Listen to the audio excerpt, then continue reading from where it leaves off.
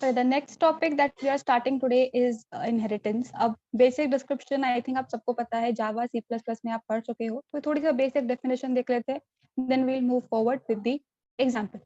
देखिए स्पेसिफिकली अगर हम बात करते हैं किसी भी तरीके के सॉफ्टवेयर डेवलपमेंट की, तो सॉफ्टवेयर डेवलपमेंट जो है वो एक टीम एफर्ट होता है, राइट? बहुत सारे लोग मिलकर उस पर काम करते हैं and a final product is prepared.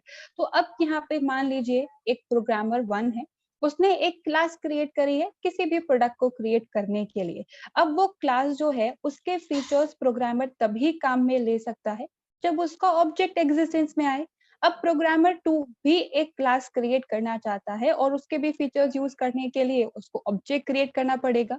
लेकिन प्रोग्रामर 2 जो क्लास क्रिएट करना चाह रहा है वो लगभग बिल्कुल वैसी ही है जैसे कि प्रोग्रामर 1 ने क्रिएट की थी. अब उसके पास ऑब्वियसली ऑप्शन है स्क्रैच से फ्रॉम द बिगनिंग वो क्लास डेवलप करे और फिर उससे रिलेटेड वर्किंग इम्प्लीमेंट करे. लेकिन जब ऑलरेडी हमारे पास में चीजें प्रेजेंट है तो क्यों हम दोबारा से उसको बनाएंगे, क्यों हम दोबारा से सेम प्रोडक्ट को परचेज करेंगे, पहले से ही प्रेजेंट है ना, तो उसी को ही काम में ले लेते हैं. तो जब भी हम किसी एग्जिस्टिंग क्लास को यूज करके अपनी एक नई क्लास क्रिएट करते हैं, चाहे ताकि उसके एग्जिस्टिंग क्लास के फीचर्स भी उसमें आ जाए और जो नए फीचर्स हम ऐड करवाना चाहते हैं वो भी उसके अंदर प्रेजेंट हो. तो ये जो कंसेप्ट होता है हमारा वो कहलाता है इनहेरिटेंस. अगर सिंपल रियल वर्ल्ड एग्जांपल ले, टेक्निकल टर्म्स में हम बात नहीं करें, तो it is exactly like a parent and child relationship. ठीक है, जो भी हमारे पेरेंट्स के पास इनहेरिट होके आया है, पास ऑन होके आया है, वो उनके पेरेंट्स से आया है. हमारे पास में जो चीजें आई हैं वो हमारे पेरेंट्स से पास ऑन होके आई हैं.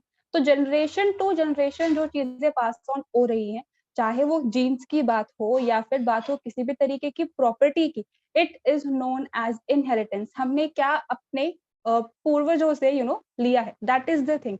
तो वही चीज अगर हमें प्रोग्रामिंग में इम्प्लीमेंट करनी हो तो उसके लिए हमारे पास में जो टर्म काम में आती है that is inheritance.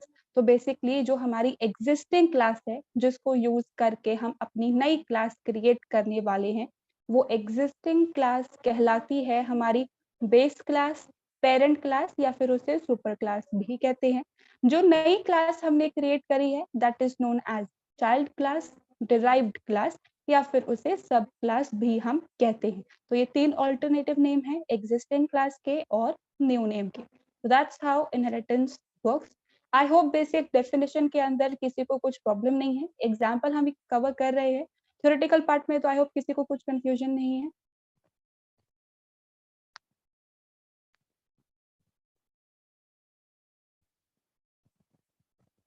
All right, moving with the very first example of inheritance. देखिए सबसे पहले मैंने यहाँ पे पेरेंट नाम की ही एक क्लास को क्रिएट किया है. क्लास का नाम हम कुछ भी रख सकते हैं ना, यूजर डिफाइंड क्लास है, हम अपनी किसी भी तरीके के नेम की क्लास बना सकते हैं. तो यहाँ पे मैंने पेरेंट नेम की एक क्लास को बनाया है और इस क्लास के अंदर मैंने एक मेथड क्रिएट किया है फंक्शन 1 नेम से. अब इस मेथड के अंदर मैंने सिंपली एक मैसेज प्रिंट करवाया है that this is a parent function. Similarly मैंने एक और क्लास क्रिएट करी है जिसका नाम चाइल्ड है और इसके भी अंदर मैंने एक मेथड क्रिएट किया है फंक्शन 2 नेम से और इस मेथड के अंदर भी मैंने सिंपली एक मैसेज प्रिंट करवाया है this is a child function. अब यहाँ पे ये हमारी एग्जिस्टिंग क्लास है और ये है हमारी न्यू क्लास. लेकिन कैसे पता पड़ेगा कि ये नई क्लास है? तो यहाँ पे जब भी हम किसी दूसरी क्लास को इनहेरिट कर रहे होते हैं तो C++ की तरह कोलन यहाँ पे काम में नहीं आता है, जावा की तरह यहाँ पे हम लोग एक्सटेंस कीवर्ड को काम में नहीं लेते हैं. यहाँ पे हमें क्या करना होता है, जो भी हमारी न्यू क्लास है उसके आगे हमें पैरेंथेसिस मेंशन करने हैं और उस पैरेंथेसिस के अंदर आता है हमारी पेरेंट क्लास यानी कि बेस क्लास का नाम. अब यहाँ पे पेरेंट क्लास का नाम मैंने पेरेंट ही रख रखा है. तो यहाँ पे होगा क्या, जो ये चाइल्ड क्लास है वो अपने फीचर्स के साथ साथ पेरेंट क्लास के अंदर जो फीचर्स डिफाइंड है उन्हें भी काम में ले सकते हैं. यही हमारा इनहेरिटेंस होता है. तब यहाँ पे किसी भी तरीके के वेरिएबल्स वगैरह मैंने क्रिएट नहीं किए, सिंपली मेथड्स है. आगे हम वेरिएबल वाला एग्जांपल भी कवर करेंगे. अब यहाँ पे सबसे पहले मैंने एक ऑब्जेक्ट क्रिएट किया है p1 नाम का. p1 is equals to parent और इस p1 के साथ जो फंक्शन 1 हमने क्रिएट किया है इस क्लास के अंदर उसे मैंने सिंपली कॉल करवाया है.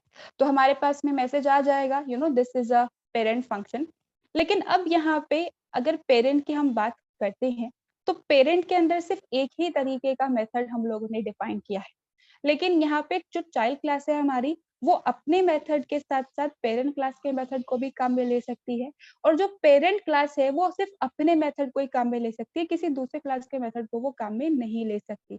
तो that is the main reason कि हम कभी भी पेरेंट क्लास के मेथड पेरेंट क्लास का जो ऑब्जेक्ट है वो क्रिएट नहीं करते हैं। चाहे तो कर सकते हैं, लेकिन प्रॉब्लम ये आएगी कि हम चाइल्ड क्लास के मेथड को कभी काम में नहीं ले पाएंगे। Like for example, if our father is holding some things, तो हम उनसे इनहेरिट तो कर सकते हैं, लेकिन वो हमसे थोड़ी कुछ चीज इनहेरिट करेंगे। तो एग्जैक्टली में वही चीज है यहाँ पे। इसी वजह से हम लोग पेरेंट क्लास के ऑब्जेक्ट कभी भी क्रिएट नहीं करते हैं, हमेशा हम चाइल्ड क्लास के ऑब्जेक्ट ही क्रिएट करते हैं, क्योंकि वो अपने फीचर्स के साथ साथ पेरेंट क्लास के फीचर्स को भी काम में ले सकता है। तो नेक्स्ट मैंने यहाँ पे C1 नाम का एक ऑब्जेक्ट क्रिएट किया है चाइल्ड टाइप का। अब इस C1 के साथ सबसे पहले मैंने फंक्शन 2 को कॉल किया है, तो फंक्शन 2 यहीं पे प्रेजेंट है। This is a child function, हमारे पास में आउटपुट आ जाएगा। तो देखिए यहाँ पे सेकंड स्टेटमेंट हमारा एग्जीक्यूट हो गया है, आउटपुट आ गया है। उसके बाद है C1 dot function 1।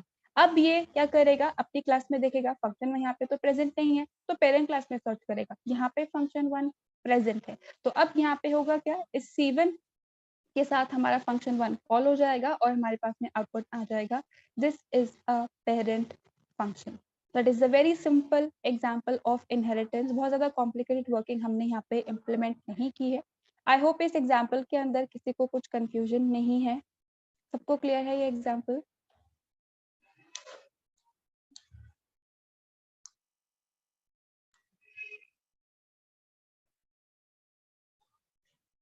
All right, moving with the next example of inheritance.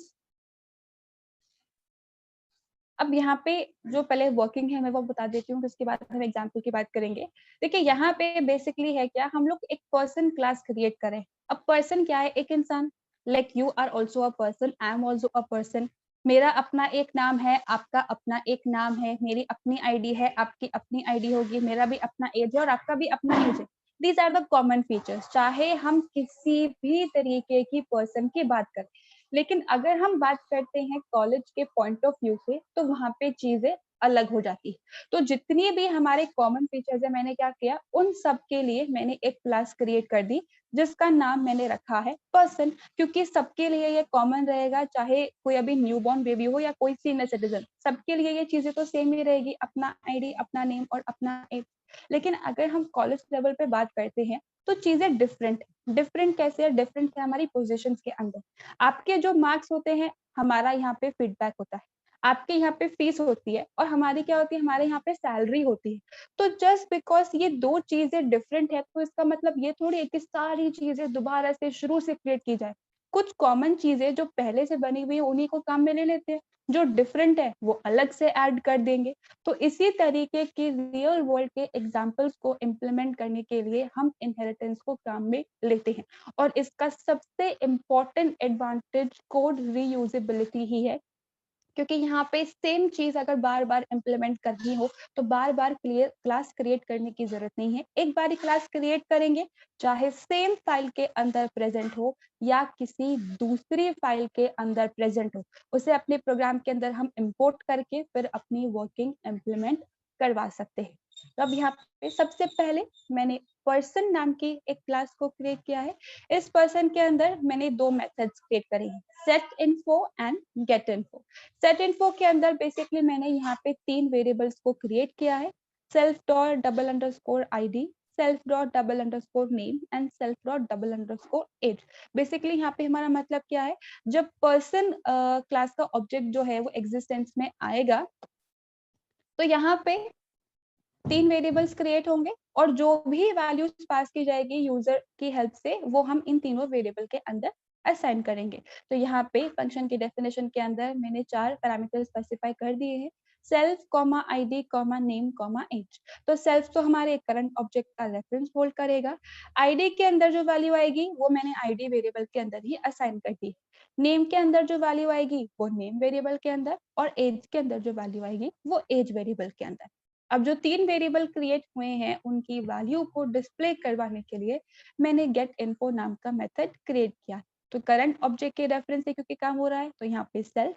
अब 3 प्रिंट स्टेटमेंट्स मैंने लिखे हैं तीनों वेरिएबल्स की वैल्यू को प्रिंट करवाने के लिए। तो id colon self dot double underscore id, name colon self dot double underscore name and age colon self dot double underscore age। अब ये सबके लिए कॉमन है, चाहे हम स्टूडेंट की बात करें, एम्प्लॉय की बात करें या किसी भी तरीके के पर्सन की बात करें, ये सबके लिए सेम है। तो यहाँ पे मैंने स्टूडेंट क्लास क्रिएट करी है, ठीक है, क्लास स्टूडेंट। अब यहाँ पे हर एक स्टूडेंट का अपना नाम, अपना आईडी, अपना एज है। चाहे तो हम यहाँ पे दोबारा से सारी चीजें क्रिएट कर सकते हैं, दोबारा से तीनों वेरिएबल लिख सकते हैं, गेट इन्फो, सेट इन्फो, सारी चीजें हम लोग मेंशन कर सकते हैं। लेकिन जब ऑलरेडी सारी चीजें प्रेजेंट है तो दोबारा से क्यों मेंशन करना। तो यहाँ पे इस स्टूडेंट क्लास में जो इनहेरिटेंस हमने परफॉर्म किया है, जो नई क्लास हमने ड्राइव की है, उसमें हम पर्सन क्लास के फीचर्स को काम में लेंगे। अब पर्सन क्लास के फीचर्स क्या है, जो वेरिएबल्स उसमें क्रिएटेड हैं, जो मेथड्स वहाँ पे क्रिएटेड है, हम उनको यूज करेंगे ताकि हमें बार बार सेम ही काम नहीं करना पड़े। अब स्टूडेंट के केस में जैसे कि मैंने कहा, मार्क्स यहाँ पे होता है और फीस होता है, इट इज डिफरेंट। अगर हमें यहाँ पे एम्प्लॉय नेम की क्लास क्रिएट करती है तो यहाँ पे सैलरी होता है हमारे पास में, ठीक है, और फीडबैक होता। तो अब यहाँ पे जितना डिफरेंस होगा सिर्फ वही नए फीचर्स आएंगे हमारी चाइल्ड क्लास के अंदर। तो अब यहाँ पे मैंने सिर्फ मार्क्स को एज अ एट्रीब्यूट कंसीडर किया है। तो मार्क्स की वैल्यू को सेट करने के लिए और मार्क्स की वैल्यू को गेट करने के लिए मैंने दो मेथड्स यहाँ पे क्रिएट किए। तो सबसे पहले जो हमारे पास में मेथड है that is def set marks, जो भी स्टूडेंट के मार्क्स है, परसेंटेज है, उसको उसकी वैल्यू को सेट करने के लिए। तो सेल्फ कॉमा मार्क्स, ये तो करंट ऑब्जेक्ट का रेफरेंस होल्ड करेगा और ये जब यूजर इस मेथड को कॉल करेगा तो वो एक स्पेसिफिक नंबर पास करेगा जिसे मैंने असाइन करवाया है self dot double underscore marks नाम के वेरिएबल के अंदर। अब जो भी यूजर ने वैल्यू पास करी है उसे हमें प्रिंट भी करवाना है। तो def get marks self print percentages self dot double underscore marks. तो अब यहाँ पे जैसे कि मैंने कहा, हम पेरेंट क्लास का ऑब्जेक्ट तो कभी भी क्रिएट करते नहीं है, तो यहाँ पे मैंने चाइल्ड क्लास का ऑब्जेक्ट क्रिएट किया है s1 is equals to student. अब यहाँ पे मैंने इस s1 के साथ में सेट इन्फो मेथड को कॉल किया। सेट इन्फो मेथड कहाँ है हमारा, इस पर्सन क्लास के अंदर, जहाँ पे तीन वैल्यूज हमें पास करनी है, एक है हमारा आईडी और एक है हमारा नेम और एक है हमारा एज। तो अब यहाँ पे s1 का रेफरेंस जाएगा सेल्फ वेरिएबल और वहां पे वेरिएबल्स के थ्रू वर्किंग। लेकिन यहाँ पे पर्सन क्लास अपना एक अलग रेफरेंस क्रिएट करती है, स्टूडेंट क्लास अपना एक अलग रेफरेंस क्रिएट करती है। तो फिर ये जो मेंबर्स हमने यहाँ पे क्रिएट किए हैं, ये कैसे यहाँ पे अवेलेबल, कैसे स्टूडेंट क्लास का ऑब्जेक्ट उन सबको एक्सेस करवा पा रहा है। तो I don't know about the other language concept, लेकिन अगर हम पाइथन की स्पेसिफिकली बात करते हैं तो यहाँ पे होता क्या है, देखिए जब भी हम कोई ऑब्जेक्ट एग्जिस्टेंस में लेके आते हैं तो जैसे कि मैंने पहले भी कहा था, एक मेमोरी ब्लॉक बनता है। उस मेमोरी ब्लॉक के अंदर सारे वेरिएबल्स प्रेजेंट होते हैं, सारे मेथड प्रेजेंट होते हैं जो हम क्लास के अंदर डिफाइन करते हैं एक इंस्टेंस से रिलेटेड, ठीक है। तो यहाँ पे S1 का एक मेमोरी ब्लॉक बनेगा जहाँ पे मार्क्स नाम का वेरिएबल होगा, सेट मार्क्स और गेट मार्क्स वहां पे प्रेजेंट होंगे, और साथ साथ में जो ये S1 का ब्लॉक हमारा बनेगा वहां पे पर्सन क्लास के ऑब्जेक्ट की एक कॉपी भी प्रेजेंट होगी। तो मान लीजिए ये हमारा एक S1 का कंप्लीट मेमोरी ब्लॉक है, यहाँ पे मार्क्स है और सेट मार्क्स है, गेट मार्क्स है। तो यहाँ पे ऊपर हमारे पास में अलग से एक स्क्वायर शेप का मेमोरी ब्लॉक होगा जो कि बेसिकली क्या है, इस पर्सन क्लास के ऑब्जेक्ट की एक कॉपी है। अब सेम मेमोरी ब्लॉक के अंदर इसकी भी फीचर्स प्रेजेंट है और सेम मेमोरी ब्लॉक के अंदर पर्सन क्लास के फीचर्स भी प्रेजेंट है। इसी वजह से हम इजीली पेरेंट क्लास के वेरिएबल्स और पेरेंट क्लास के मेथड्स को एक्सेस कर पाते हैं क्योंकि सेम मेमोरी ब्लॉक में हमारे पास में चीजें अवेलेबल होती हैं। तो अब यहाँ पे सेट इन्फो मेथड इसी वजह से हम लोग एक्सेस कर पाए हैं। तीन वैल्यूज मैंने पास की है, तीन वेरिएबल्स एग्जिस्टेंस में आएंगे, वैल्यू असाइन होगी। उसके बाद मैंने S1 के साथ में सेट मार्क्स मेथड को कॉल किया है और 78 एज अ वैल्यू पास किया है। तो मार्क्स नाम का वेरिएबल एग्जिस्टेंस में आएगा और वैल्यू उसके अंदर असाइन हो जाएगी। अब जो भी वैल्यू सेट की है उसे प्रिंट करवाने के लिए भी हमने मेथड बनाए हैं, get info and get marks. तो नेक्स्ट मैंने वही चीज इंप्लीमेंट की है, s1.getInfo एंड s1.getMarks। तो गेट इन्फो क्या करेगा, आईडी, नेम और एज प्रिंट करेगा और जो गेट मार्क्स है वो उसकी परसेंटेज को प्रिंट करने का काम करेगा। तो ID 101, name Ram, age 18 and percentage is 78, हमारे पास में कंप्लीट आउटपुट निकल के आएगा. So this is the most simple and the actual implementation of inheritance, जहाँ पे हमने वेरिएबल्स और मेथड्स दोनों को काम में लिया है. अब इस एग्जाम्पल के अंदर किसी को कुछ कंफ्यूजन?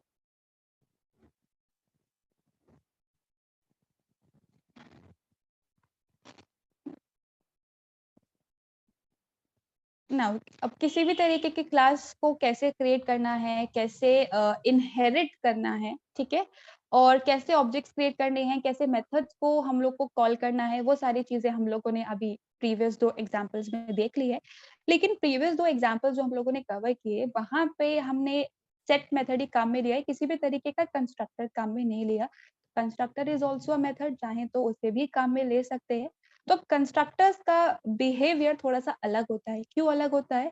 क्योंकि जैसे ही ऑब्जेक्ट एग्जिस्टेंस में आता है तो ऑब्जेक्ट को इंस्टेंशिएट करने के लिए, इनिशियलाइज करने के लिए हम कंस्ट्रक्टर्स को क्रिएट करते हैं.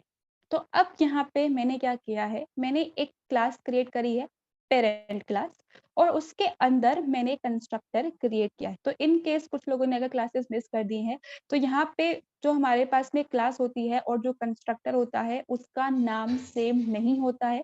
पाइथन के अंदर कंस्ट्रक्टर्स को क्रिएट करने के लिए हमें प्री डिफाइंड मेथड है इनिट, उसको काम में लेना होता है. Double underscore init, double underscore, that's how constructors work. अब यहाँ पे इस पेरेंट क्लास के अंदर मैंने सिंपली एक कंस्ट्रक्टर बनाया है और इस कंस्ट्रक्टर के अंदर मैंने सिंपली एक मैसेज प्रिंट करवाया है, that is parent constructor called. अब फिर मैंने एक क्लास बनाई चाइल्ड के नेम से. अब यहाँ पे मैं इस पेरेंट क्लास के फीचर्स को भी काम में लेना चाहती हूँ, तो मैंने इसे इनहेरिट कर लिया. तो पेरेंथेसिस के अंदर हम अपनी पेरेंट क्लास का नेम मेंशन करेंगे. अब इस क्लास के अंदर मैंने सिंपली लिख दिया है पास. अब पास स्टेटमेंट हम लोगों ने बहुत टाइम पहले लूप्स के साथ में कवर किया था. पास का सिंपली मतलब क्या होता है? नो एग्जीक्यूशन, ठीक है, नल एग्जीक्यूशन. किसी भी तरीके का एग्जीक्यूशन, किसी भी तरीके का कोड हमें एग्जीक्यूट नहीं करवाना है.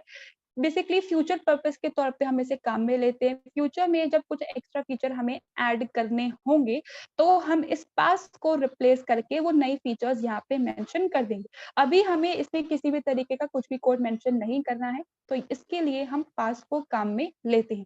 यही इसका यूसेज मैंने आपको पहले भी बताया था और यही काम इसका यहाँ पे भी है. अब किसी भी क्लास को अगर हम क्रिएट करते हैं, it is a type of a construct, right. और कंस्ट्रक्ट कभी भी खाली नहीं होता. क्लास को हम कभी भी एम्प्टी क्रिएट नहीं करते हैं. तो इसी वजह से मैंने यहाँ पे पास को काम में लिया है. तो फ्यूचर में अगर चाइल्ड की कोई एक्स्ट्रा फंक्शनलिटी होगी तो इस पास को हटा देंगे और इसकी जगह पे कोड लिख देंगे. अब यहाँ पे मैंने लिखा है c is equals to child.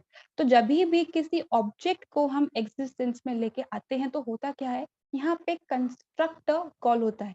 लेकिन यहाँ पे चाइल्ड क्लास में तो कंस्ट्रक्टर है ही नहीं, तो ये क्या करेगा, पेरेंट क्लास में जाके सर्च करेगा कि कंस्ट्रक्टर बना हुआ है या नहीं. अब बना हुआ है यहाँ पे तो क्या होगा, हमारे पास में पेरेंट कंस्ट्रक्टर कॉल्ड मैसेज हमारी स्क्रीन पे डिस्प्ले हो जाएगा. तो जिस तरीके से नॉर्मल मेथड्स चाइल्ड क्लास में अवेलेबल होते हैं, उसी तरीके से कंस्ट्रक्टर्स भी चाइल्ड क्लास में हमारे पास में अवेलेबल होते हैं. अब प्रॉब्लम क्या आती है, अगर हमारे पास में कंस्ट्रक्टर्स दोनों क्लास में हो, तो उसका तो एग्जाम्पल आगे आ रहा है. इस एग्जाम्पल में किसी को कुछ confusion? Alright, so the next example that we have is overriding. अब देखिए यहाँ पे मैंने क्या किया था, यहाँ पे सिर्फ एक ही क्लास के अंदर मैंने कंस्ट्रक्टर क्रिएट किया था, पेरेंट क्लास के अंदर. अब मान लीजिए कि मैंने चाइल्ड क्लास के अंदर भी कंस्ट्रक्टर क्रिएट कर दिया, तो क्या होगा? तो यहाँ पे काम थोड़ा सा अलग चलता है. देखिए, क्लास हमारी वही है, बस एक बार हम थोड़ा-सा रिव्यू कर लेते हैं. क्लास पेरेंट और इसके अंदर मैंने एक कंस्ट्रक्टर क्रिएट किया है. डेफ इनिट और पेरेंट कंस्ट्रक्टर कॉल एक मैसेज डिस्प्ले करवाया है. सिमिलरली मैंने एक और क्लास यहाँ पे क्रिएट करी है चाइल्ड, जो कि पेरेंट क्लास के फीचर्स को काम में ले रही है और इसके अंदर भी मैंने कंस्ट्रक्टर क्रिएट कर दिया है डेफ इनिट और इसके अंदर एक मैसेज प्रिंट करवाया है चाइल्ड कंस्ट्रक्टर कॉल्ड. अब यहाँ पे जैसे कि मैंने कहा हम हमेशा चाइल्ड क्लास का ही ऑब्जेक्ट क्रिएट करते हैं, तो मैंने सी नाम का एक ऑब्जेक्ट क्रिएट कर लिया, सी इज इक्वल्स टू चाइल्ड. तो यहाँ पे होगा क्या, कंस्ट्रक्टर हमारा कॉल होगा। जब भी हम ऑब्जेक्ट को क्रिएट करते हैं तो उसे इनिशियलाइज करवाने के लिए इंटरनली सबसे पहले हमारा कंस्ट्रक्टर कॉल होता है, स्पेसिफिकली हमें उसे कॉल करने की नीड नहीं है। तो यहाँ पे चाइल्ड क्लास के अंदर कंस्ट्रक्टर है तो वो कंस्ट्रक्टर कॉल हो जाएगा। अब यहाँ पे सबसे पहले इसको सिंपल टर्म्स में समझते हैं, उसके बाद प्रोग्रामिंग पॉइंट ऑफ व्यू से समझेंगे, ठीक है। मान लीजिए शाम को हमें पार्टी में जाना है तो ऑब्वियसली वील गेट रेडी। अब हमें एक स्पेसिफिक ड्रेस चाहिए तो हमने क्या करा, अपने रूम के अपने कबर्ड में जाके देखा, ड्रेस हमने सर्च करी बेसिकली। अब वो ड्रेस हमें मिल गई, ठीक है, तो हम रेडी हो गए और हम पार्टी में चले गए। तो यहाँ पे अगर मान लीजिए वो ड्रेस आपको नहीं मिलती तो आप क्या करते, आप अपने सिबलिंग्स, अपने बहन या भाई के रूम में जाते और चेक करते कि कहीं उन्होंने तो वो ड्रेस नहीं ले लिया।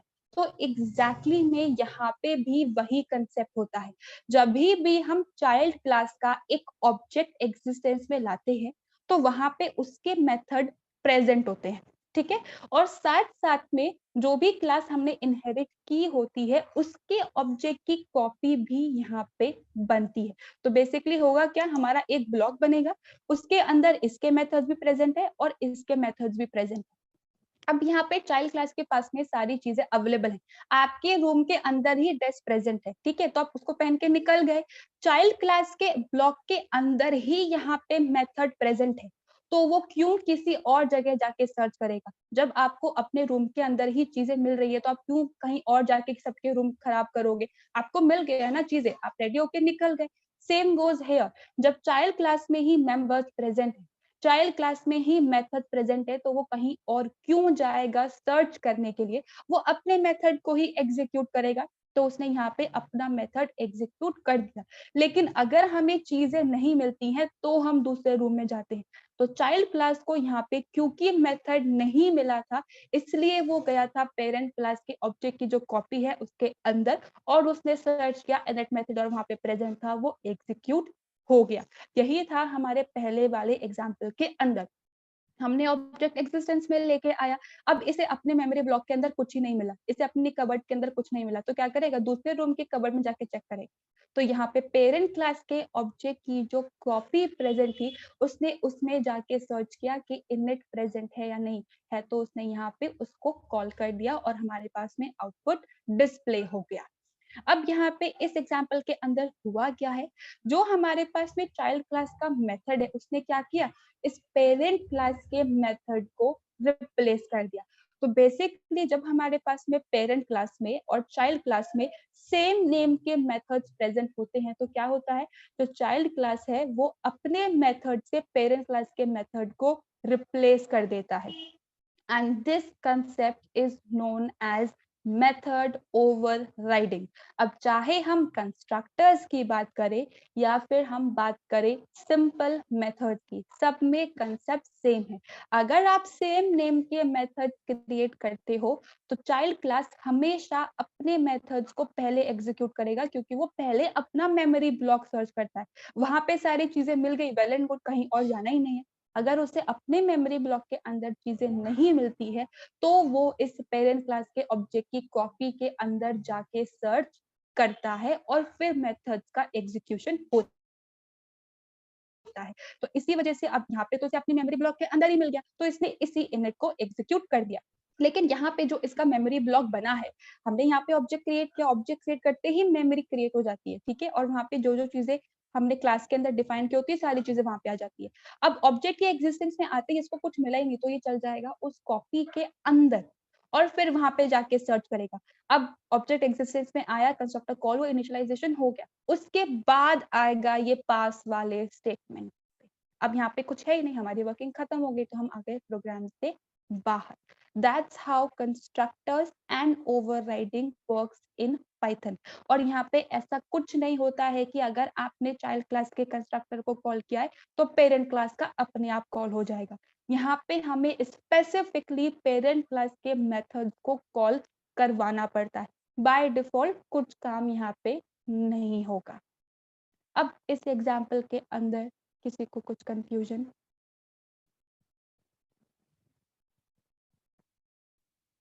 ऑलराइट, तो अब यहाँ पे जैसे कि मैंने आप लोगों को प्रॉब्लम बता दी है, अब सेम नेम के मेथड्स होते हैं तो यहाँ पे प्रॉब्लम आती है हमारे पास में चाइल्ड क्लास जो है चाइल्ड का क्लास का जो ऑब्जेक्ट है वो अपनी मेमोरी ब्लॉक के अंदर ही सर्चिंग करता है।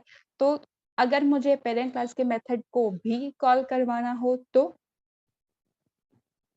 उसके लिए हम यहाँ पे काम में लेते हैं एक pre defined method, that is super method. अब हम चाहे बात करें कंस्ट्रक्टर्स की या फिर हम बात करें किसी और तरीके की मेथड की, whether it's a class method और अ स्टैटिक मेथड और अ इंस्टेंस मेथड, अगर आपने सेम नेम लिखे हैं तो चाइल्ड क्लास हमेशा अपना मेथड पहले एग्जीक्यूट करेगा, चाहे सिंपल मेथड हो, क्लास मेथड हो या स्टैटिक मेथड हो। तो अब अगर पेरेंट क्लास के मेथड को भी कॉल करवाना है तो उसके लिए हम यहाँ पे काम में लेते हैं सुपर मेथड। प्रोग्राम हमारा वही है, सबसे पहले मैंने पेरेंट क्लास को क्रिएट किया है और उसके अंदर मैंने एक कंस्ट्रक्टर क्रिएट किया है जिसमें सिंपली एक मैसेज है, पेरेंट कंस्ट्रक्टर कॉल।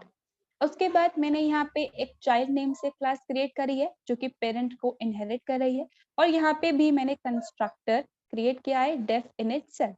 अब यहाँ पे मुझे पेरेंट क्लास के कंस्ट्रक्टर को भी कॉल करवाना है और चाइल्ड क्लास के कंस्ट्रक्टर वाली वर्किंग भी इम्प्लीमेंट करवानी है।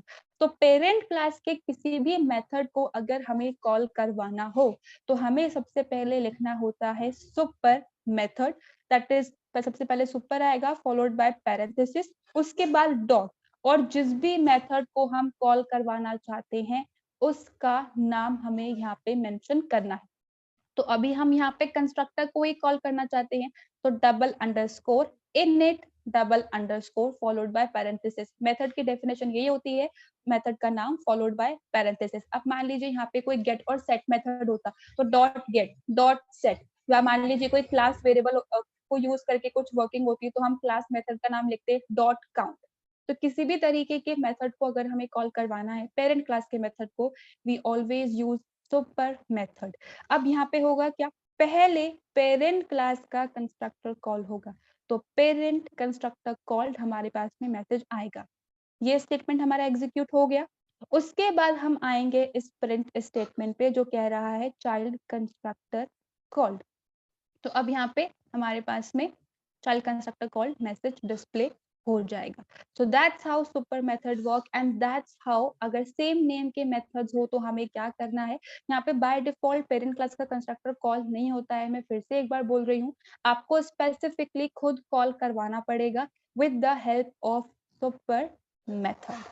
तो ये हमारा आज की क्लास का लास्ट एग्जाम्पल था। बहुत छोटे-छोटे एग्जाम्पल्स थे इसलिए काफ़ी सारे हम लोगों ने डिस्कस कर लिए हैं। एक बारी आप लोग खुद से ट्राई करके देखिएगा, किसी को कुछ भी प्रॉब्लम आती है then let me know tomorrow. अब इसमें कुछ प्रॉब्लम है तो आप लोग वो पूछ लीजिए।